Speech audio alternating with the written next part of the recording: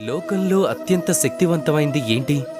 మీలో కొందరంటారు శస్త్రాలు అని, మరికొందరంటారు శాస్త్రాలని, ఇంకొందరు బుద్ధి అని, ఇంకొందరంటారు బలం అని. కాని ఇవన్నీ అసంపూర్ణమే.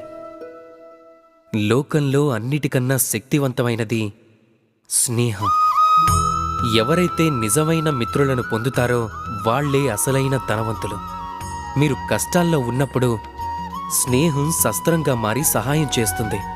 మీరు దారి తప్పినప్పుడు స్నేహం శాస్త్రంలా మారి మీకు మార్గం చూపుతుంది.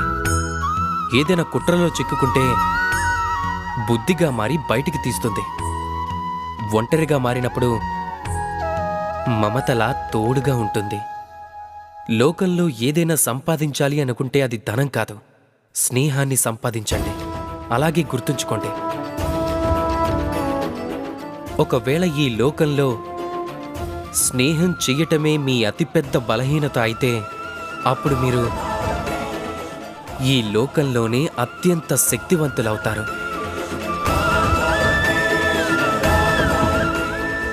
రాధాకృష్ణ.